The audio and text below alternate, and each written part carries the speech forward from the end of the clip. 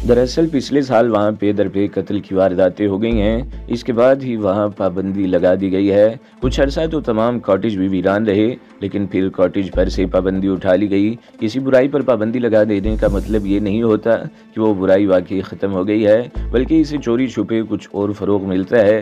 प्रेम पहाड़ी की सूरत हाल भी कुछ ऐसी ही है। गुड आइडिया, मैंने मुस्कुराकर कहा, ऐसा ही करना पड़ेगा। मेरे जहन में शक्ति का ख्याल उभर आया। मेरे ख्याल में वो कोई ऐसा बंदोबस्त कर सकता है कि हमें प्रेम पहाड़ी पर जाने में कोई दुश्वारी पेश न आए। मैंने दीवार पर लगी हुई घड़ी की तरफ देखा, 11:30 बज रहे थे। इस वक्त शक्ति को तलाश करना मुश्किल था, वो न जाने कहाँ होगा।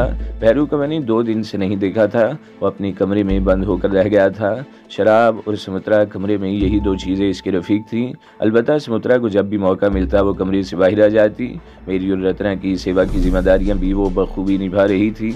इस रात मैं 1 बजे के करीब सोने के लिए अपने कमरे में चला गया और इत्तफाक से मुझे फौरन नींद आ गई। शक्ति ने ना सिर्फ इंडियन टूरिज्म के दफ्तर से प्रेम पहाड़ी का पास हासिल कर लिया था, बल्कि इसने वहाँ एक कॉटेज भी ले लिया था। वो गाड़ी भी किराए की थी जिस पर हम इस वक्त सफ़र कर रहे थे। इस कार का बंदोबस्त भी शक्ति ही ने किया था। शक्ति ड्राइविंग कर रहा था और मैं पैसेंजर सीट पर था। पिछली सीट पर मधु और रत्ना बैठी हुई थी। इन दोनों ने जीन्स और टी शर्ट पहन रखी थी। यूं तो वो दोनों हसीन थी, मगर अपने आप को हसीन तर बनाने में उन्होंने कोई कसर नहीं छोड़ी थी। शहर के मशरिक में तकरीबन 1 घंटा सफ़र करने के बाद शक्ति ने कार एक तंग सी पहाड़ी रास्ते पर मोड़ ली। तकरीबन 1 मील आगे प्रेम पहाड़ी थी। इस पहाड़ी पर सब्जा कुछ ज़्यादा ही था। रंग बिरंग फूलों से लदी हुई झाड़ियाँ, दबीज घास और गुंजान दरख्त। पहाड़ी के रास्ते पर सिर्फ एक मुख्तसर सी चौकी थी जहाँ सिर्फ 2 पुलिस कांस्टेबल तैनात थे। शक्ति ने टूरिज्म ऑफिस के इजाज़तनामे के साथ 50 का एक नोट भी कांस्टेबल की तरफ बढ़ा दिया। कांस्टेबल की बातें खुल गईं। इस वक्त सूरज गुरूब होने में तकरीबन 1 घंटा बाकी था। पहाड़ी पर कई रास्ते थे। शक्ति मुख्तलिफ रास्तों पर कार दौड़ाता रहा। ये पहाड़ी 3-4 मील के रकबे पर फैली हुई थी। कॉटेज एक दूसरे से बहुत दूर दूर थे। शक्ति हर कॉटेज के करीब से गुजरते हुए कार की रफ्तार कम कर लेता और हम सब कॉटेज की तरफ देखने लगते, लेकिन किसी कॉटेज के बरामदे की छत पर गणेश देवता की मूर्ति नजर नहीं आई। एक जगह शक्ति ने कार रोक ली और हम इस कॉटेज की तरफ देखने लगे जो सड़क से बहुत हटकर ऊंची जगह पर बना हुआ था और मगरिबी पहाड़ी के पीछे गुरूब होते हुए सूरज की अलविदाई किरणें इस कॉटेज पर पड़ रही थी और कॉटेज के बरामदे की छत पर गणेश देवता की बहुत बड़ी मूर्ति रुखसत होती हुई जर्द धूप में चमक रही थी। मैंने गर्दन घुमाकर इस कॉटेज की सीध में मगरिब की तरफ देखा। वहां से 150 गज दूर एक पहाड़ी पर वो कॉटेज नजर आ रहा था जिसकी हमें तलाश थी। सुरख कपरेल की छत वाले इस कॉटेज के कमरे की खिड़की भी इस तरह नजर आ रही थी और गालबन ये वही खिड़की थी जहां से शांता ने गणेश देवता की मूर्ति वाला ये कॉटेज देखा था। हमारा अपना कॉटेज वहां से निसफ मील के फासले पर था।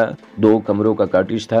हम लोग खाने पीने का सामान साथ लेकर आए थे जो कार से निकाल कर किचन में पहुंचा दिया गया और मधु इलेक्ट्रिक हीटर पर चाय तैयार करने लगी। हम तकरीबन 10 बजे के करीब अपने कॉटेज से निकले।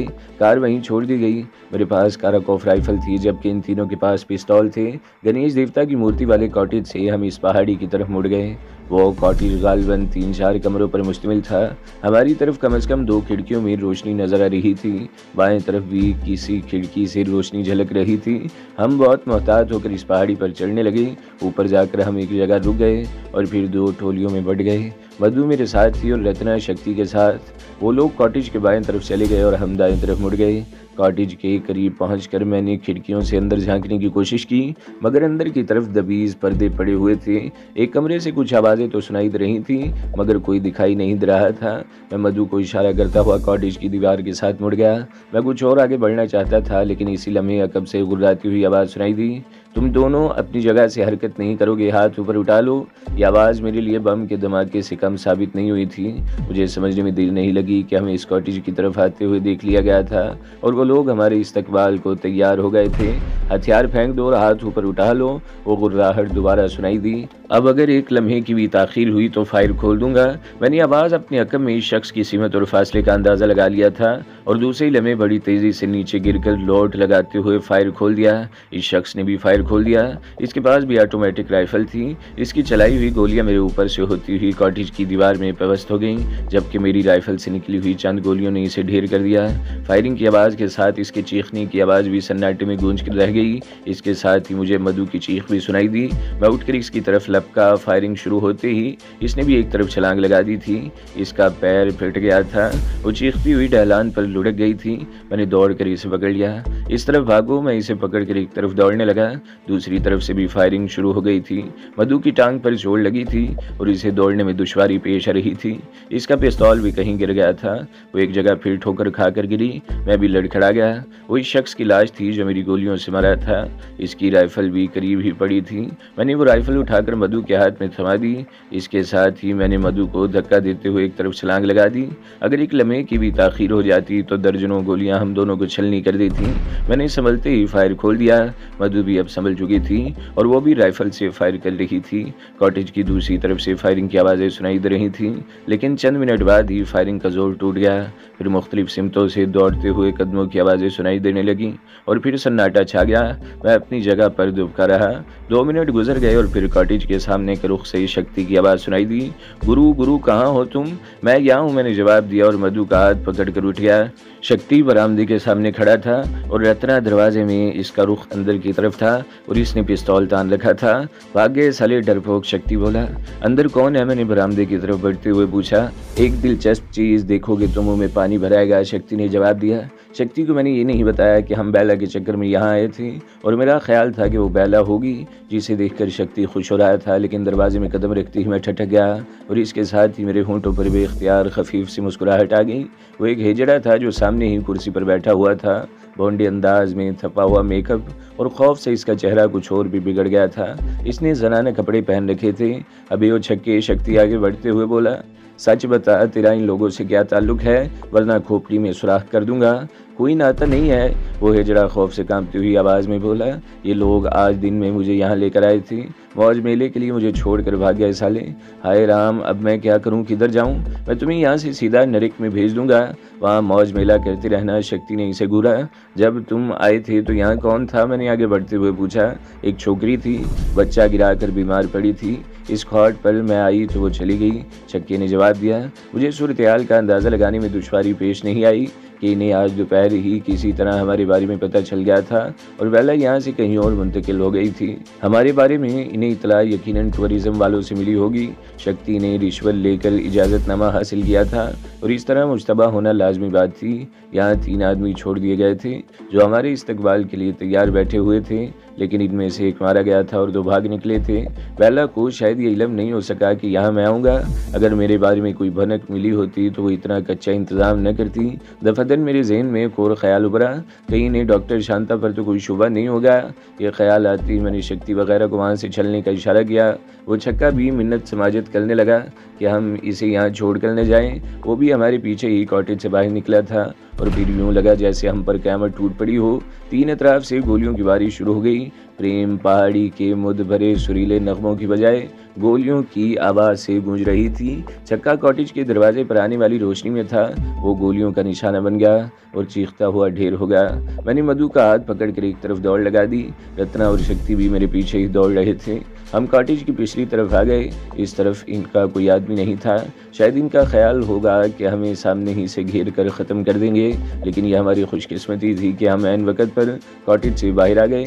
इन लोगों ने हमें भागते हुए देख लिया था। इनके 2 आदमी भी कॉटेज की पिछली तरफ आ गए और तारीकी में अंधाधुंध गोलियां चलाने लगे। हम जवाबी फायरिंग करके अपनी पोजीशन की निशानदेही नहीं करना चाहते थे। मैंने शक्ति वगैरह को भी मना कर दिया कि वो फायर न करे। मेरे ख्याल में अपने कॉटेज की तरफ जाना भी खतरे से खाली नहीं था। बाद में हम पर जो हमला हुआ था वो भरपूर था और इसमें कई आदमी शरीक थे। इसका मतलब था कि हमारे कॉटेज को भी घेरे में ले रखा होगा। इस तरफ शक्ति, मैं एक तरफ इशारा करते हुए चीखा। इधर एक कॉटेज के सामने एक कार खड़ी देखी थी। हम मुड़कर दूसरी तरफ दौड़ने लगे। वो कॉटेज मगरिब की तरफ तकरीबन निसफ मील के फासले पर था। फायरिंग अब भी हो रही थी, लेकिन हम बहुत दूर निकल आए थे। यह हमारी खुशकिस्मती थी कि वो कार अब भी कॉटेज के सामने खड़ी थी। दरवाज़ा लॉक था, शीशे चढ़े हुए थे। शक्ति ने पिस्तौल का बट मारकर ड्राइविंग साइड की खिड़की का शीशा तोड़ दिया और अंदर हाथ डालकर लॉक नाब हटा दी और अंदर बैठकर दरवाजे खोल दिए। चाबी इग्निशन में लगी हुई नहीं थी। शक्ति ने ड्राइविंग सीट पर बैठते हुए स्टीयरिंग के नीचे हाथ डालकर 2 तारें खींच ली और इन्हें जोड़कर इंजन स्टार्ट करने लगा। इस दौरान मधु और रत्ना पिछली सीट पर और मैं पैसेंजर सीट पर बैठ चुका था। पहले शीशा टूटने और फिर इंजन स्टार्ट होने की आवाज़ सुनकर तकरीबन 20 गज दूर कॉटेज का दरवाज़ा खुला और एक आदमी की चीखती हुई आवाज़ सुनाई दी, "ये कौन है?" इस लम्हा दूर से फायरिंग की आवाज़ सुनाई दी। वो शख्स अंदर भाग गया और धड़ से दरवाज़ा बंद कर लिया। इंजन स्टार्ट हो चुका था। शक्ति ने कार एक झटके से आगे बढ़ा दी। 5 मिनट बाद ही हम चौकी वाली सड़क पर पहुंच गए। दोनों कांस्टेबल राइफलें ताने सड़क के बीच में खड़े थे। शक्ति ने इनके करीब कार रोक ली और किसी कांस्टेबल के बोलने से पहले वो खुद ही बोल पड़ा, "ओ भाया, अपनी थाने को फ़ोन करो, फोर्स बुलाओ, कातलों का ग्रोह प्रेम पहाड़ी पर चढ़ाया है, लोगों को बचाओ।" वो दोनों पुलिस वाले गड़बड़ा गए। इनमें एक तो फौरन ही गार्ड रूम की तरफ आ गया और दूसरा भी कार के सामने से हट गया। शक्ति ने तेजी से कार आगे बढ़ा दी और इसकी रफ्तार बढ़ाता चला गया। शक्ति ने पुलिस वालों को बदहवास कर दिया था। वो ये भी नहीं देख सके थे कि हम गए तो किसी और कार में थे और हमारी वापसी पर दूसरी कार थी। 1 घंटे से भी कम वक्त में हम शहर पहुंच गए। हमारी हिदायत पर शक्ति ने कार का रुख राजिंदर मार्ग की तरफ मोड़ लिया। चंद मिनट बाद ही कार डॉक्टर शांता के क्लिनिक से चंद गज आगे निकल कर रुक गई। मैंने इन्हें कार ही में बैठे रहने का इशारा किया और खुद नीचे उतरकर तेज तेज कदम उठाने लगा। अंदर किसी कमरे की बत्ती जल रही थी। मैंने 2-3 मरतबा बेल बजाई मगर कोई जवाब न पाकर मेरे जहन में वसवसे सर उबालने लगे। मैंने गेट पर हाथ रखा तो वो खुला हुआ था। मैं काराकोफ सवाली गेट में दाखिल होकर बड़ी मुख्तात अंदाज में आगे बढ़ने लगा। आगे वाला दरवाज़ा भी खुला हुआ था। शांता इतनी बेपरवाह नहीं हो सकती थी कि रात के वक्त दरवाजे खुले छोड़ दे। शांता, मैंने अंदर दाखिल होकर पुकारा मगर कोई जवाब नहीं मिला। मैं हॉल कमरे से गुजरता हुआ इसके बेडरूम के सामने पहुंच गया। दरवाज़ा भिड़ा हुआ था मगर अंदर बत्ती जल रही थी। मैंने दरवाज़ा खोल दिया और इसके साथ ही मेरा दिल उछलकर हलक में आ गया। शांता की लाश बेड पर पड़ी थी। इसके सीने में ठीक दिल के मुकाम पर खंजर पैबस्त था और बिस्तर की चादर खून से सुर्ख रही थी। इसके हाथ पुश्त पर बंधे हुए थे और मुंह में कपड़ा ठुंसा हुआ था। वो हमेशा साड़ी पहना करती थी लेकिन इस वक्त इसके जिस्म पर सिर्फ ब्लाउज और पेटीकोट था। जिस्म के मुख्तलिफ हिस्सों पर निशानात बता रहे थे कि मौत के घाट उतारने से पहले इसे तशद्दुद का निशाना बनाया गया था। आंखें जैसी फटी पड़ी थी और चेहरे पर खौफ व अजियत के तासुरात जैसे मुंजमद होकर रह गए थे। खंजर दस्ते तक इसके सीने में पबस था। खून इसके सीने और पेट को तर करता हुआ बिस्तर की चादर पर फैला हुआ था। खून को देखकर मेरी आंखों में उलझन सी तैर गई। खून कदरे स्याही माइल और जमा हुआ सा लग रहा था। मैंने चादर पर बिखरे हुए खून पर उंगली रखी तो मेरा अंदाज़ा दुरुस्त निकला। खून जमा हुआ था। मैंने शांता की पेशानी पर हाथ रख दिया, फिर इसके सीने और पेट पर हाथ रख कर देखा। मेरे मुंह से गहरा सांस निकल गया। शांता का जिस्म बिल्कुल ठंडा हो रहा था, जिसका मतलब था कि इसे मरे हुए कई घंटे हो चुके हैं। घंटे आधे घंटे की बात होती तो लाश इस तरह बर्फ़ जैसी ठंडी ना होती। अब बात मेरी समझ में आ गई। बेला या इसके साथियों को गालिबन शांता पर किसी किस्म का शुबा हो गया था और उन्होंने आज दिन में किसी वक्त यहाँ आकर शांता को दबोच लिया था। इस पर तशद्दुद करके मेरे बारे में पूछा गया और मुंह में कपड़ा इसलिए ठोंस दिया गया कि वो शोर न मचा सके। इसने गालिबन अपनी दफ़ा में हाथ चलाने की कोशिश की होगी, जिस पर इसके हाथ भी पुश्त पर बांध दिए गए। शांता की हालत बता रही थी कि इसने आसानी से ज़ुबान नहीं खोली होगी। बहुत ज़्यादा तशद्दुद के बाद जब इसकी क़ुव्वत बर्दाश्त जवाब दे गई होगी तो इसने मेरे बारे में सब कुछ बता दिया होगा और उन्होंने बेला को इस कॉटेज से हटा दिया। इन्हें तवक्का रही होगी कि मैं आज ही कुछ न कुछ ज़रूर करूँगा। मेरा मजाक उड़ाने के लिए उन्होंने बेला की जगह एक हिजड़े को कॉटेज में बिठा दिया था, लेकिन वो खुद ही मजाक का निशाना बन गया। न सिर्फ वो हिजड़ा अपनी जान से हाथ धो बैठा बल्कि वो मेरा भी कुछ न बिगाड़ सके। वो चंद लम्हों तक शांता की लाश को देखता रहा, फिर झुककर इसके सीने में पैबस्त खंजर की तरफ हाथ बढ़ाया ही था कि साइड टेबल पर रखी हुई टेलीफोन की घंटी बज उठी। मैं उछल पड़ा। फ़ोन की घंटी मेरे लिए बम के धमाके से कम साबित नहीं हुई थी। मेरे दिल की धड़कन एकदम बेकाबू हो गई। मैं मतोहश नज़रों से फ़ोन की तरफ देखने लगा। घंटी 2 मरतबा बज चुकी थी। तीसरी मरतबा घंटी बजने के बाद मैंने रिसीवर उठाकर कान से लगाया और माउथ पीस में कुछ बोलने की बजाय दूसरी तरफ से किसी की बोलने का इंतज़ार करने लगा। मुझे ज़्यादा इंतज़ार नहीं करना पड़ा। चंद सेकंड्स बाद ही एक निस्वानी आवाज़ मेरी समाज से टकराई, "खामोश रहकर तुम अपनी शनाख्त नहीं छुपा सकोगे ना जी। मुझे यकीन था कि तुम प्रेम पहाड़ी से फ़रार होने के बाद सीधे यहीं आओगे।" मेरे मुंह से गहरा सांस निकल गया। वो बेला थी। "तुम बहुत बुरा कर रही हो बेला," मैंने जवाब दिया। "बेगुनाहों को मौत के घाट उतार कर तुम्हें क्या मिला?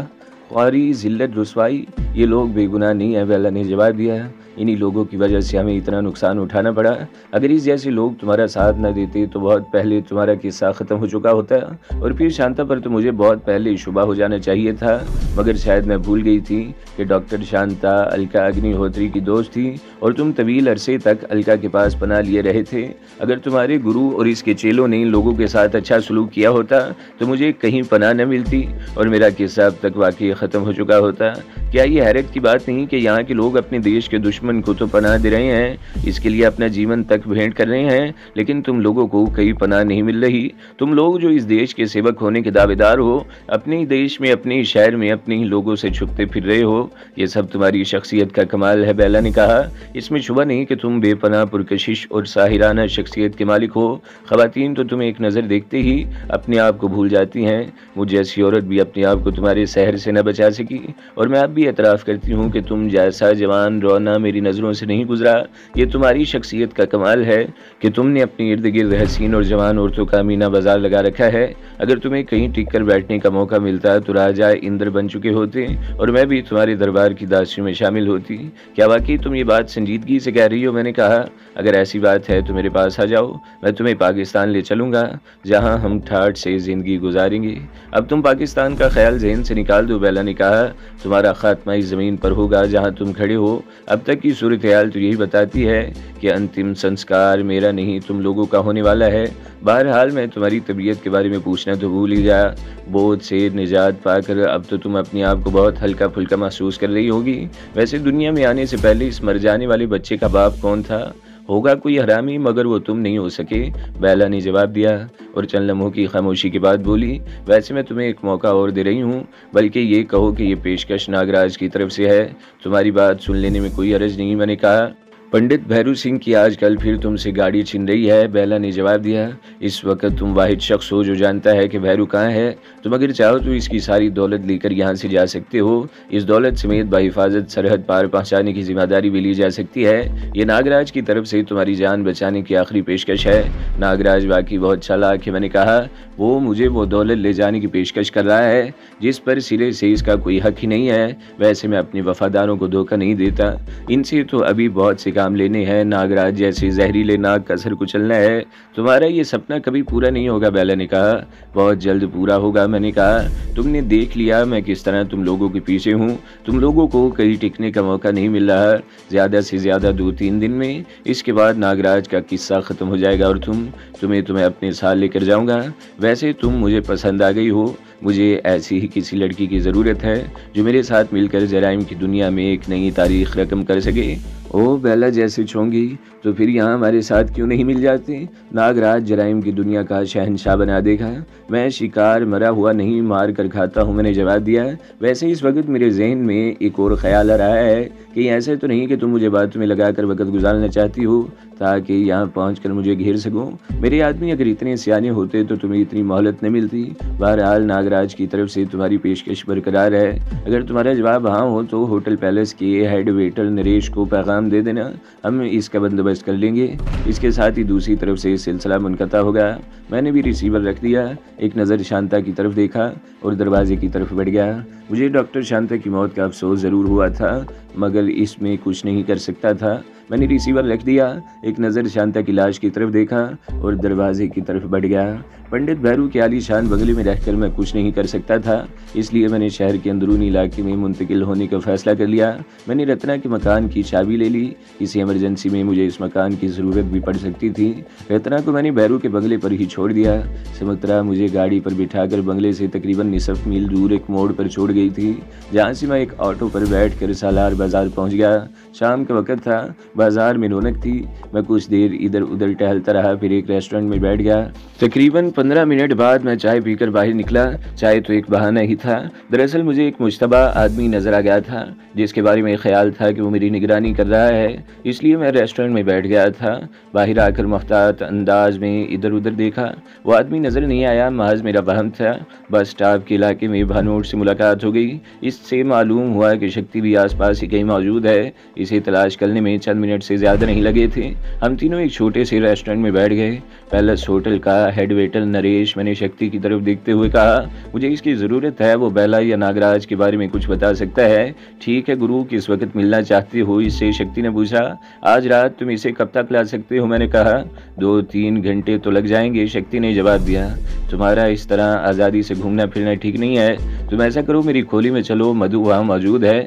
मैं नरेश को काबू में करके तुम्हें इतला भेज दूंगा और तुम बताई हुई जगह पर आ जाना। ठीक है, मैं चलता हूँ। मैं उठकर रेस्टोरेंट से बाहर आ गया। शक्ति और भानुट वहीं बैठे हुए थे।